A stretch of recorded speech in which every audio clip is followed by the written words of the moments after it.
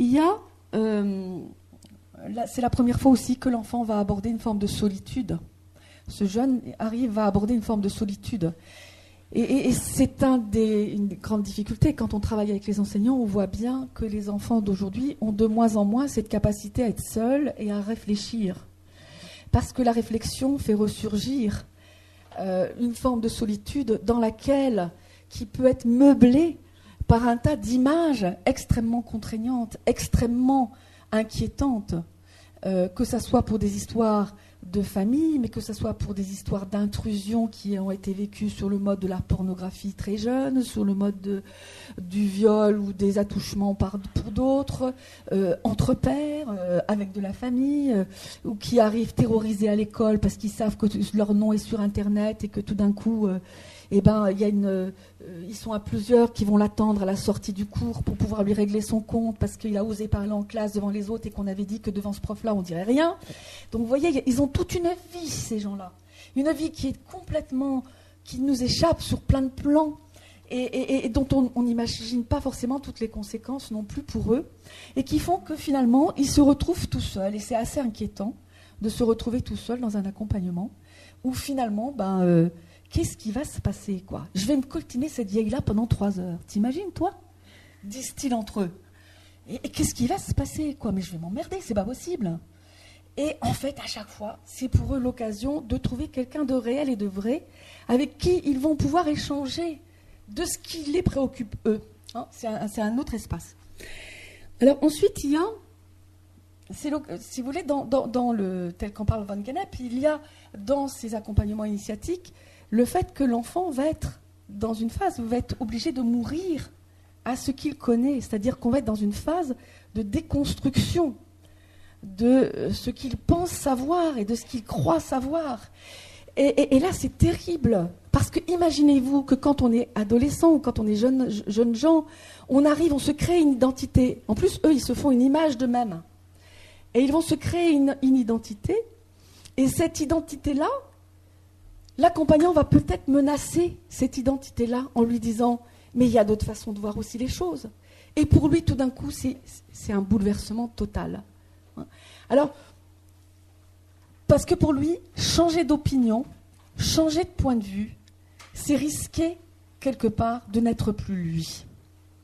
Alors, dans les outils que j'ai en formation, il y en a un que j'utilise tout le temps, c'est un dé, un simple dé. Et quand je travaille avec, que ce soit avec un groupe de jeunes ou que ce soit avec des jeunes tout seuls, ce dé, je vais leur demander qu'est-ce qu'ils voient de ce dé, quelle est la phase du dé qu'ils voient. Évidemment, ils vont me dire, je vois un 6. Et bien évidemment, moi, je vais leur dire que je ne vois pas la même chose, que je vois un 1. Et ils me regardent d'un air drôle en disant, bah oui, quoi. Bah, je lui dis, mais c'est un 6. Et tu vois, là, eux, ceux qui sont là, ils voient un 4. Et là, un 3. Et alors là, tout d'un coup, ben oui, viens. Et si vous voulez, je vais me déplacer avec lui en le rassurant sur sa vision qui est la sienne. C'est-à-dire que ce qu'il voit est complètement légitime. S'il voit ce qu'il voit, c'est parce que il a appris comme ça, c'est parce qu'il sait ça, il a des informations et tout. Et il est légitime. Mais je vais le prendre par la main, je l'accompagne, pour venir regarder cette autre phase de dé, puis cette autre, et cette autre. Et tout d'un coup, je vais lui apprendre la complexité d'un objet en lui montrant qu'en fait, ce qu'il voit et que ce qu'il perçoit est tout à fait légitime, mais qu'il y a aussi des tas d'autres manières de percevoir le même objet et qui vont l'aider à comprendre ce qu'il est en train de chercher. Et cet exemple du dé est toujours un exemple qui passe extrêmement bien parce que dans la tête du jeune, il y a « si je pense autrement, je ne suis plus moi ». Et donc, quand on est en situation d'accompagnement, c'est un des blocages qu'on peut rencontrer, c'est quand vous leur demandez de se réorienter, de revoir les choses autrement. Eh bien non, je ne le ferai pas parce que l'adolescent, de toute façon, s'oppose à l'adulte, première chose. Et deuxièmement, si jamais je le faisais, je ne serais plus moi. Voilà. Alors, il y a aussi... la deuxième étape, ça va être une mise à la marge. Une mise à la marge, ça veut dire que c'est quand même un endroit protégé, c'est un endroit sécurisé. L'espace d'accompagnement a besoin de sécurité, et je rejoins tout à fait ce que vous disiez tout à l'heure, à savoir que sans sécurité, on ne peut pas se remettre en cause, par exemple. On ne peut pas réinterroger des choses. C'est pas possible. On ne peut pas se mettre en déséquilibre si on n'a pas un endroit déjà où on peut se poser. Et dans cette mise à la marge, eh bien, il y a la rencontre d'adultes qui peuvent être des initiateurs. Des adultes qui vont initier le jeune à des choses qu'il ne connaît pas de la vie sociale.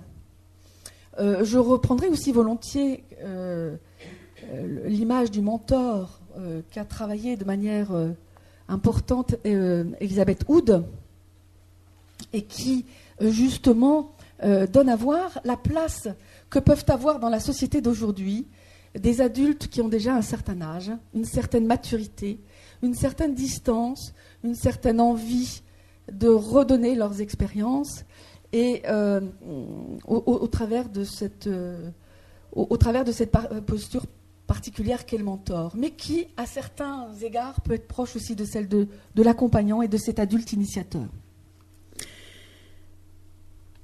Donc, dans cette phase de marge, il y a une déconstruction pour pouvoir apprendre autrement. Déconstruction, ça veut dire frustration, ça veut dire déséquilibre, ça veut dire fragilité. Et cette fragilité, elle est à protéger. Elle est à protéger. Et je vais retrouver encore là quelque chose que je vois souvent, c'est beaucoup de jeunes adultes que je vois ont une maturité psychique, psychologique, qui est très inégale. C'est-à-dire, sur certains domaines, ils peuvent être extrêmement adultes, et sur d'autres, ils sont extrêmement fragiles. Et donc, si j'infantilise ma manière d'être avec eux, si je les considère comme des enfants, je refuse en bloc là où ils peuvent être aussi, au moins aussi adultes que moi. Un exemple. C'est l'histoire d'une jeune fille.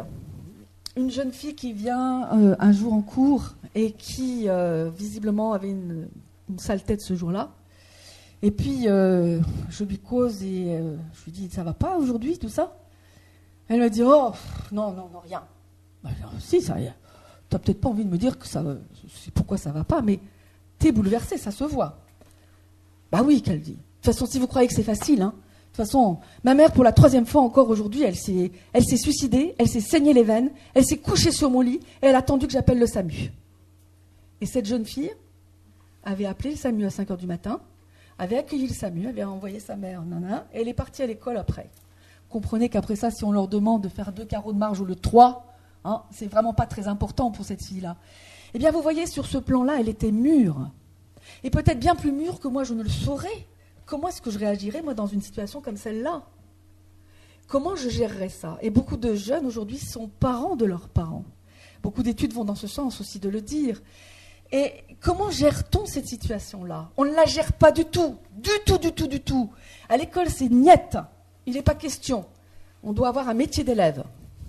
Métier d'élève, ça veut dire être assis, ne rien dire, attendre, dire et puis voilà. Alors que ces jeunes-là ont une vie derrière tout ça et qu'ils ont des. Donc, moi, je ne suis pas pour non plus.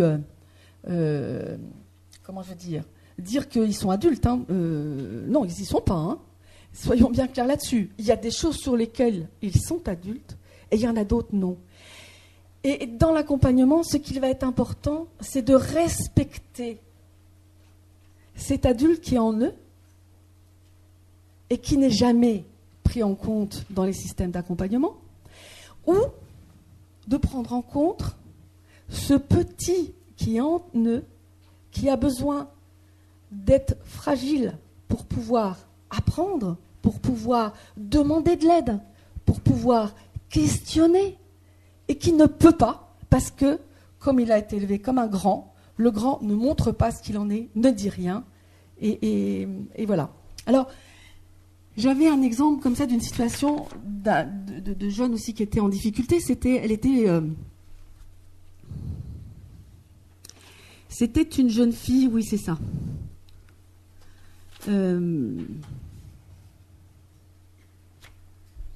En gros, si vous voulez, c'était une jeune fille qui était en difficulté scolaire. Et ses parents... non, elle avait une difficulté scolaire. Et à l'école, on avait stigmatisé cette difficulté scolaire-là. Et la jeune fille n'avait rien dit à la maison, c'était pas elle qui était concernée. Et ensuite, ses parents s'étaient retournés contre elle en disant qu'elle le faisait exprès. Et comme elle n'en avait pas, ils l'ont découvert après et ils lui ont dit que c'était parce qu'elle l'avait fait exprès. Donc il y a des situations des fois de communication qui sont très difficiles pour eux. Je reprends un autre exemple là, que j'ai tout de suite, plutôt que celui que j'essaye de retrouver en tête. C'est l'histoire d'une jeune fille. Elle est dans une famille. Sa mère a un cancer. Elle s'occupe de sa mère. En même temps, elle s'occupe de sa fratrie. Elle est responsabilisée à mort. Et elle va faire une démarche d'insertion professionnelle. Elle, ce qu'elle a besoin, c'est de se défouler, quoi. C'est de redevenir petite, quoi. C'est qu'elle en a ras-le-bol qu'on la responsabilise et qu'on lui dise. Et alors, les discours qu'on a sur l'autonomisation de la responsabilité, vous voyez, sur ces jeunes-là, ça tombe à l'eau. Parce que eux, c'est l'overdose de responsabilité. Et donc, du coup, elle a besoin d'être écoutée, d'être prise comme une petite qui a besoin qu'on l'entende. Simplement ça. Et d'être apaisée, de dire, écoute, voilà, oui. Et puis, de pouvoir transférer cette capacité-là après. C'est-à-dire, oui, elle n'est pas autonome, normal. Quand vous avez le souci de votre mère qui est cancéreuse, quand vous avez les petits frères à garder et tout, c'est sûr qu'on n'est pas autonome. Mais en même temps, elle a cette responsabilisation, elle est responsable d'elle, elle sait comment gérer les choses. Et si on va l'aider par rapport à ce qu'elle vit, dans ce qu'elle vit, il y aura moyen pour elle enfin, tout le travail, moi je dirais, de l'accompagnement là, ça a été de l'aider à se décrocher de cette famille-là en l'aidant à comprendre que sa vie à elle, quelle était sa vie à elle. Vous voyez, vous avez des enfants, ils n'ont pas de vie à eux. Ils n'ont pas de vie à eux. Il y en a une qui me disait, je pense que mes parents m'ont oublié. Mes parents m'ont oublié. Oh, quand j'ai entendu cette phrase, dit aussi simplement, il me semble que mes parents m'ont oublié. Et on voyait cette jeune qui était là. Voilà. Et donc, si vous voulez, ce qui est intéressant, c'est que dans cette marginalisation, donc dans ce moment-là, il y ait des adultes qui tiennent la route, qui soient là. Et qui soient là sur le plan humain et avec eux. Et leur permettre de déconstruire ce qu'ils savent. Non pas comme les taxant de ne sachant pas et ayant à apprendre. Simplement déconstruire ce qu'ils savent pour le réagencer autrement et le réorganiser autrement pour eux.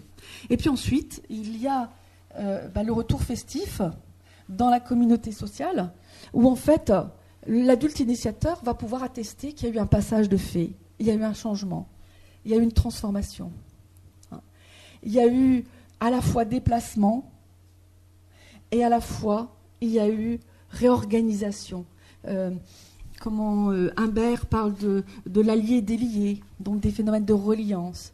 C'est-à-dire, c'est ce que moi j'appelle les entre-deux. C'est-à-dire, c'est faire des allers-retours entre l'origine de ce que l'on est, de là où on veut aller, de là où on veut devenir, se réapproprier l'origine pour pouvoir le quitter. Parce que la difficulté de ces enfants qui ont un passé indépassable se restent cantonnés dans leur passé sans jamais pouvoir se projeter. À la fois parce que la société d'aujourd'hui fait que c'est hyper difficile de se projeter. Ni vous ni moi ne savons ce que nous allons devenir d'ici 5 ans. Les projets même que nous pouvons faire. Moi je vois que dans mon statut à moi, plus j'évolue, plus je suis formée, plus j'ai de l'expérience, et plus je suis dans un statut de fragilité. Donc, comment pour ces jeunes-là envisager un futur avec les différentes échéances qui peuvent être? C'est extrêmement compliqué. Avec cette tentation de se protéger. Alors, le retour à la société, c'est attester que finalement on est apte, que quelque part on est capable de faire quelque chose, que quelque part on est quelqu'un et qu'on a le droit d'être quelqu'un, et que ce quelqu'un-là, il n'est plus celui qui était avant. Et ça, c'est rudement génial quand je peux dire ça.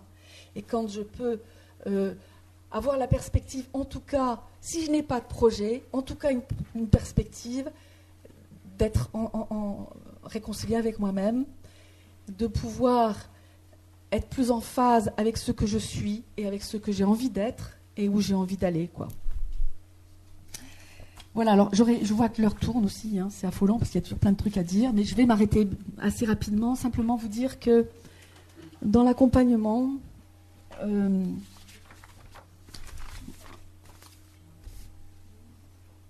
au-delà des déplacements, des dépassements aussi qu'il y a et qui se jouent, j'ai fait une recherche avec des enseignants, ça me fait penser à ça aussi, intitulée, c'était « La pédagogie du questionnement ». Et en fait, on en est arrivé, vous voyez, je pense aux questions qu'on pose dans les entretiens. En fait, la pédagogie du questionnement ne peut être intéressante pour quelqu'un que si elle lui permet de faire un déplacement. C'était la conclusion de notre travail de recherche. Une pédagogie du questionnement ne peut être intéressante que si elle favorise un déplacement. Voilà. Vous dire aussi que dans la manière de travailler, j'ai aussi beaucoup de choses à dire sur le jeu.